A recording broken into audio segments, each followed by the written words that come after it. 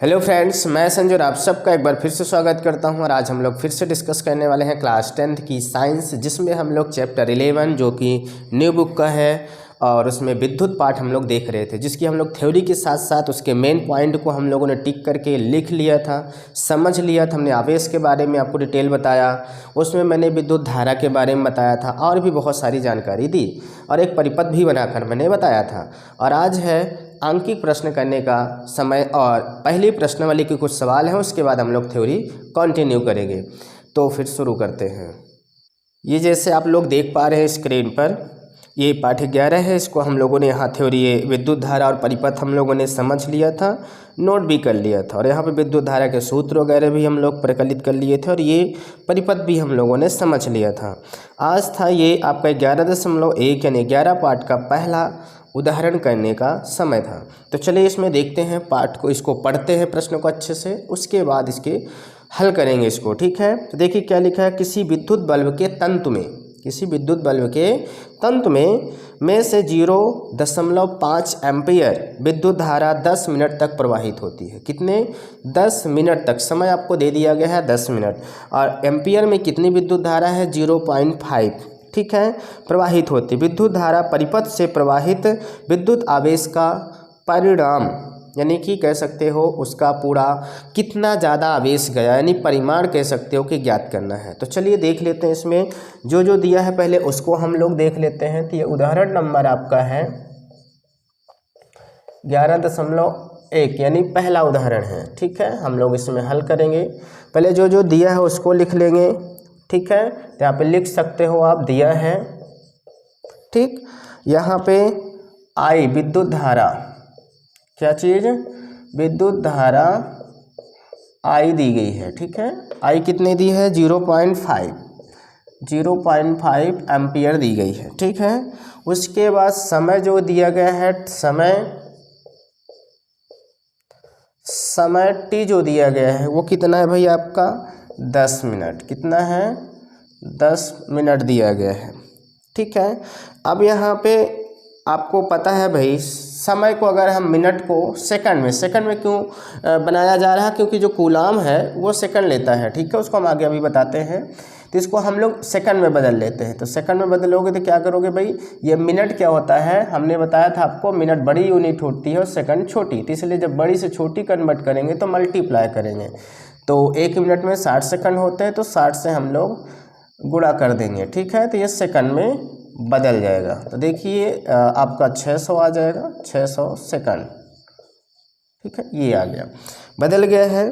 तब हम लोग क्या करेंगे, यहाँ पे लगा लेंगे विद्युत धारा। अच्छा, सूत्र डायरेक्ट लिख देते हैं हम लोग।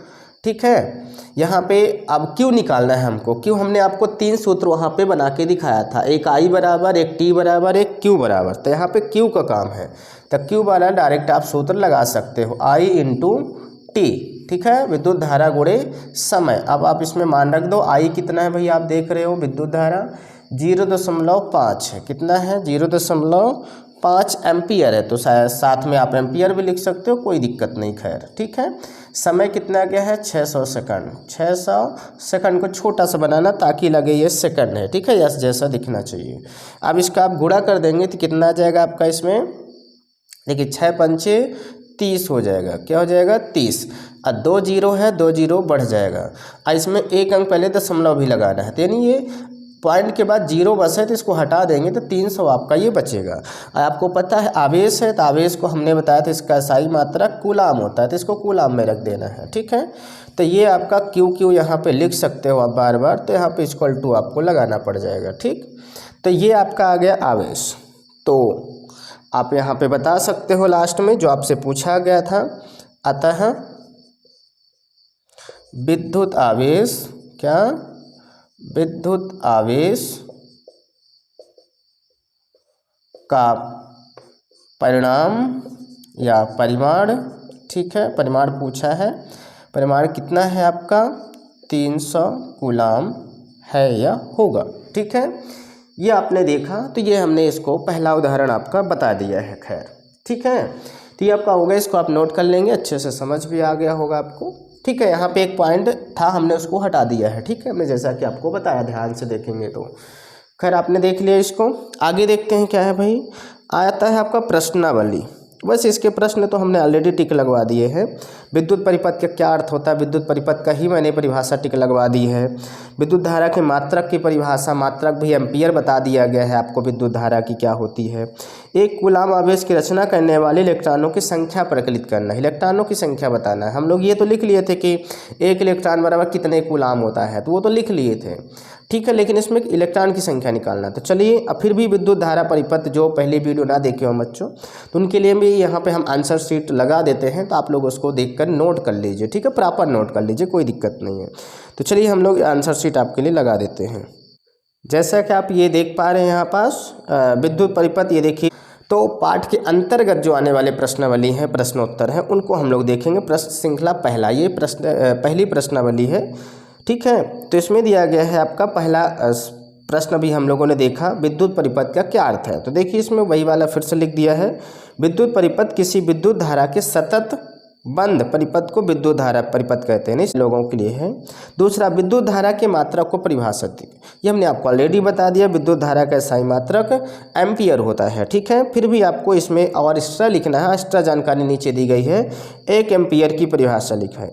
यदि किसी चालक के परिच्छेद से प्रति सेकंड 1 कूलम आवेश प्रवाहित हो कहलाती है। तो ये देखिए उसके सूत्र से परिभाषा बना दिया है, ठीक है, मात्रा से बना दिया है इसकी, तो इसको कोई दिक्कत नहीं है। आपको क्या करना है, इसको नोट कर लेना है, ठीक है, बहुत बढ़िया दिया है, ठीक। तो चलते हैं हम लोग थर्ड क्वेश्चन की ओर।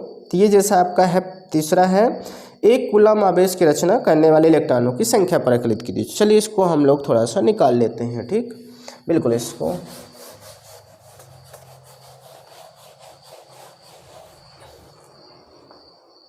जैसे यहाँ पे हम लोगों ने लिखा था भाई, बताया था, ठीक है, ये तीसरा है, ठीक। जैसे 1 कूलम आवेश की रचना करने वाले, तो हमने बताया था 1.6 × 10⁻⁻19 कूलम होता है, ठीक है। तो यहाँ पे इलेक्ट्रॉनों की संख्या पूछा है, ठीक है। 1 कूलम यहाँ पे पूछा था, 1 कूलम आवेश की रचना 1 कूलम पर निकालना है। तो यहाँ पे 1.6 × 10⁻⁻19 कूलम बराबर 1 इलेक्ट्रॉन है। क्या है, 1 इलेक्ट्रॉन है, क्लियर है, यस, 1 इलेक्ट्रॉन है। इतने 1 इलेक्ट्रॉन पर इतना कूलम होता है।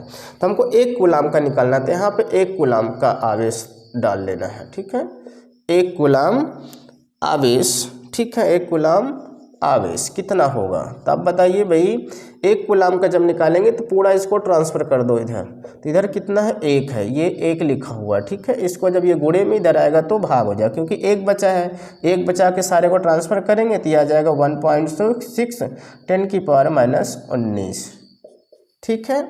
ये चीज़ें हो गई। अब हम लोग क्या करेंगे, इसको कट करने के प्रयास करेंगे। तो ये माइनस में है तो इसको पहले ऊपर ले जाइए, ठीक है, बिल्कुल। तो यहाँ पे हम लोग इसको ले जाते हैं तो कितना हो जाएगा, ये 10⁻19, क्योंकि माइनस में पावर है तो ऊपर जाने पर प्लस हो जाएगा, ठीक है। आइए 1.6 हमारा नीचे बचेगा, क्लियर है, ओके। अच्छा, इसमें अब हम लोग भाग कैसे दे भाई, ठीक। तो इससे क्या करते हैं, हम लोग 1 10 बाहर कर लेते हैं, यानी हम इसको ऐसे लिख सकते हैं, ऐसे, ठीक। ये 18, 1 ये 19, ठीक, इससे एक अलग कर सकते हैं, तो 1.6। अब यदि हम इससे इसमें भाग देते हैं, क्या देते हैं, 10 में, ये तो ठीक है, इसको लिखा रहने, इसको हम इससे भाग देते हैं, ठीक है, 10 में इससे भाग दे 1.6 से। तो 1.6 से देना मुश्किल है, तो इसका दशमलव हटा के एक डिजिट इसमें 0 बढ़ा देंगे। अब 16 से भाग देंगे, ठीक है, ठीक है। तो इसमें कितनी बार जाएगा भाई, 6, 16 छक्का 96, यानी कि 6 बार के लगभग चला जाएगा, ठीक। अब यहाँ पे 4 बचा, यहाँ पे आपका ये 9 में 9 गया 0, ये हो गया 0, 4 बचा, बताइए। अब यहाँ पे अगर हम इसको एक बार भी करते हैं तो कितना जगह 0 लगाएंगे, तो पॉइंट लगा देंगे, 16 दूना 32, ठीक। यहाँ पे कितना बचेगा, 8 बच जाएगा, ठीक। अब फिर 0 करेंगे तो ये 16 पंचे 80 जाएगा, यानी आपका आ गया 6.25, तो इसको 6 भी मान सकते हैं। 6.25 ही बहुत कम है तो 6 मान लिया गया है यहाँ पे आपके उत्तर में। तो 6 बचा, जब इसको पूरा कट कर दिया हमने। अब बगल में क्या बचा, ये ऊपर का बचा हुआ, क्योंकि नीचे तो छोटा, ऊपर का बचा हुआ तो इसके साथ हम लिख देंगे इसको। तो ये इतना हमारा आ गया 6 × 10⁻18 इलेक्ट्रॉन। क्या, इलेक्ट्रॉन। ठीक है, तो ये आपको ध्यान रखना है। ठीक, लगभग में है, बाकी 2-5 भी आ रहा है तो उसको आप रख सकते हैं, अन्यथा नहीं, आंसर शीट में नहीं दे रहा है तो आप इसको कंप्लीट रखें। ठीक है, तो ये हो गया। अतः करके अब आप लिख सकते हैं अतः। ठीक है, क्या पूछा था क्वेश्चन में, रचना कर इलेक्ट्रॉनों की संख्या, तो लिख देना है अतः इलेक्ट्रॉनों की संख्या, अतः इलेक्ट्रॉनों की संख्या। ठीक है, 6 × 10⁻18 है ना, होगी। बस ऐसे इतना बता देना है, ये आपका आंसर होगा। ठीक है, तो ये आपका तीसरा क्वेश्चन भी हो गया। अब चलते हैं हम लोग, इसको आप नोट कर लें। ठीक, आयोग के आप नोट कर लिए होंगे। तो आगे बढ़ते हैं हम लोग धीरे धीरे भाई, ताकि और भी हो जाए। चलिए तब हम लोग थ्योरी की तरफ चलते हैं भाई, है ना। जैसा कि आप देख पा रहे हैं ये 11.2 करके है, पॉइंट है विद्युत विभव और विभवांतर। अब हम लोग क्या पढ़ेंगे, विद्युत विभव और विभवांतर। विद्युत विभव, ठीक है, एवं विभवांतर, विभवांतर। ठीक है, ये पढ़ेंगे हम लोग। ठीक, तो विद्युत विभव एवं विभवांतर। अभी हम विद्युत धारा पढ़ेंगे तो परिपथ पढ़े थे, अब पढ़ेंगे विद्युत विभव एवं विभवांतर। तो विद्युत विभव क्या है, तो चलिए देखते हैं भाई। वह क्या है जो विद्युत आवेश को प्रवाहित कराता है। आइए जल के प्रवाह से सदृश के आधार पर इसका विचार करते हैं। किसी कॉपर के तार से आवेश स्वयं प्रवाहित नहीं होते। कॉपर का तार हो चाहे लोहे का तार हो, स्वयं आवेश नहीं प्रवाहित होते, ये ध्यान रखना है। ठीक वैसे ही जैसे कि आदर्श क्षैतिज नली से जल प्रवाहित नहीं होता। आदर्श, ठीक है, यहाँ पे शब्द जोड़ा गया है। यदि नली के एक सिरे को किसी उच्च तल पर रखे जल टैंक से जोड़ दें, जिससे नली के दोनों सिरों के बीच कोई दाबांतर बन जाए, तो नली के मुक्त सिरे से जल बाहर की ओर प्रवाहित होता है। जब भी पानी स्वतंत्रता पूर्वक बिना मोटर का यूज किए हुए पानी वाला, उससे अगर पानी निकालना है पाइप से, तो उस बर्तन को ऊपर रखना पड़ेगा टैंक को, और उसमें पाइप लगा के नीचे वाले बर्तन में निकालना पड़ता है। ठीक है, अपने आप नहीं आता, लेकिन उसमें दबाव करके या फिर थोड़ा सा शक करके उसको हम नीचे ला सकते हैं। ठीक है, तो वही कह रहा है, नली से मुक्त सिरे की ओर प्रवाहित होने लगता है। किसी चालक तार में आवेशों के प्रवाह के लिए वास्तव में गुरुत्व बल की कोई भूमिका नहीं होती। तो आप सोचें कि इसमें गुरुत्व बल लग रहा है, गुरुत्व बल लगता तो भाई तार को ऐसे ऐसे लगाना पड़ता ऊपर नीचे, क्योंकि पृथ्वी से गुरुत्व बल लग रहा है तो उसको नीचे की ओर खींचता।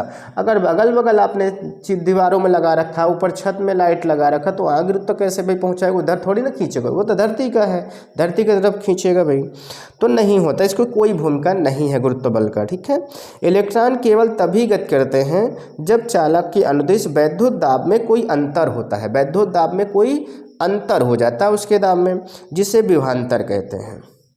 तो बस यहाँ पे परिभाषा भी मिल गई आपकी। ठीक है, तो देखिए यहाँ पे ये परिभाषा मिल गई आपको भाई। यहाँ से करेंगे हम ये, जब चालक के अनुदिश वैद्युत दाब में कोई अंतर होता है, जिसे विभवांतर कहते हैं। ठीक है, ये चीज़ आपको मिल गई है, इसको आपको क्या करना है भाई, टिक लगा लेना है। विभव में यह अंतर एक या अधिक वैद्युत सेलों से बनी बैटरी द्वारा उत्पन्न किया जा सकता है। विभवांतर कैसे उत्पन्न होता है भाई, विभवांतर एक या अधिक बैटरी या सेल, ठीक है वही है, बैटरी और सेल से बनी, यानी कि आपके सेलों से बनी बैटरी। एक है सिंगल है तो सेल हो गया, उसी से जोड़ जोड़ के बना दिया गया तो बैटरी बन गया। ठीक है, तो बैटरी से उत्पन्न किया जा सकता है। किसी सेल के भीतर होने वाली रासायनिक अभिक्रिया सेल के टर्मिनलों मतलब प्लस माइनस, ठीक है, के बीच विभवांतर उत्पन्न कर देती है। टर्मिनल हमने एक परिपथ में बताया था कि इधर आप, ठीक है, जैसे ये है, इधर माइनस है इधर प्लस है, ठीक। तो ये टर्मिनल हो गया, पहला टर्मिनल, ये दूसरा टर्मिनल हो गया, ठीक है, बिल्कुल, के बीच विभवांतर उत्पन्न कर देती है। ऐसा उस समय भी होता है जब सेल से कोई विद्युत धारा नहीं ली जाती है। जब सेल को किसी चालक परिपथ अवयव से संयोजित करते हैं, देखो परिपथ को क्या करते हैं, परिपथ, सेल जो होता है, सेल को किसी परिपथ से जोड़ दिया जाता है, ठीक है, तो विभवांतर उस चालक के आवेशों में गति ला देता है। वो देखिए गति ला देता है, चालक के आवेशों में गति ला देता है और विद्युत धारा उत्पन्न हो जाती है। किसी विद्युत परिपथ में विद्युत धारा बनाए रखने के लिए सेल अपनी संचित रासायनिक ऊर्जा खर्चा करता है। उसमें विद्युत ऊर्जा बनाए रखने के लिए जो सेल लगाया है आपने, सेलों से युक्त बैटरी लगाई है, वो उसमें ऊर्जा अपना व्यय करता रहता है, ठीक है, बिल्कुल। तो यहाँ पे हम नीचे दिया गया है किसी धारावाही विद्युत परिपथ के दो बिंदुओं के बीच, अब देखिए दो बिंदु, प्लस माइनस ले लो, टर्मिनल ले लो या बिंदु ले लो, ठीक है, दो बिंदुओं के बीच विद्युत विभवांतर को हम उस कार्य द्वारा प्रभावित करते हैं, परिभाषित करते हैं जो एकांक आवेश को एक बिंदु से दूसरे बिंदु तक लाने में किया जाता है, ठीक है। तो विभवांतर क्या होता है, एक्चुअल में वो कार्य होता है जो कि एक बिंदु से दूसरे बिंदु तक ले गया आवेश होता है, ले जाया जा सकने वाला आवेश, यानी उसकी मात्रा होती है, ठीक है, बिल्कुल। तो यहाँ पे कह रहा है, ठीक है, जैसे यहाँ पे मान लेते हैं, हम समझने के लिए मान लेते हैं दो बिंदु हैं, जैसे ए है और ये बी है, ठीक, ए से बी की ओर जाया जा रहा है, ठीक है, ए से बी की ओर। तो वही कह रहा किसी धारावाही विद्युत परिपथ के दो बिंदुओं के बीच विद्युत विभवांतर को हम उस कार्य द्वारा परिभाषित कर सकते हैं जो एकांक आवेश को, यहाँ पे एकांक आवेश था, एक कूलाम मान लेते हैं, एकांक आवेश को एक बिंदु से दूसरे बिंदु तक लाने में किया गया होता है कार्य, ठीक है, बिल्कुल। तो यहाँ पे हम लिखेंगे इसको दो बिंदुओं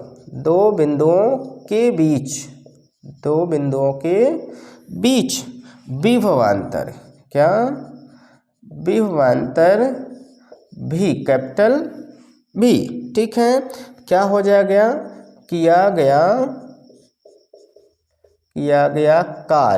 कार्य बोले तो W, कैपिटल W, उसके बाद उसमें जितना आवेश को ले जाया गया है, ठीक है, आवेश, ठीक है, आवेश Q, ठीक, ये हो गया आपका। यानी आप इसको सिंपल भाषा में कह सकते हैं, केवल सूत्र में V बराबर W/Q, ये विभवांतर का सूत्र हो गया, ठीक है, बिल्कुल, आप ऐसे समझ सकते हैं।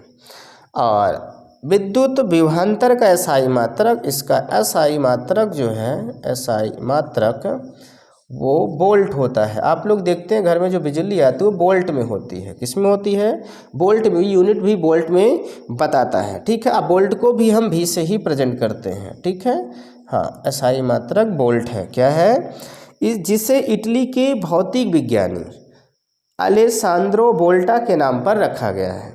यदि किसी विद्युत धारावाही चालक के दोनों बिंदुओं के बीच एक कूलाम आवेश को एक बिंदु से दूसरे बिंदु तक ले जाएं या ले जाने में 1 जूल कार्य किया जाता है, तो इन दोनों बिंदुओं के बीच विभवांतर 1 वोल्ट होता है। कितना होता है, 1 वोल्ट होता है। अब यदि हम कह दें भाई, यदि, ठीक है, यदि कितना है भाई, जो W है वो कितना है, 1 जूल है, ठीक, उसके बाद जो Q है वो हमारा 1 कूलाम है, इतना ले जाया जा रहा, ठीक है, 1 कूलाम को 1 जूल कार्य किया ले जाने में, ठीक है। तो हम क्या कह सकते हैं भाई, V बराबर हो जाएगा हमारा, यहाँ पे 1 रख देंगे और यहाँ पे भी 1 रख देंगे हम, ठीक।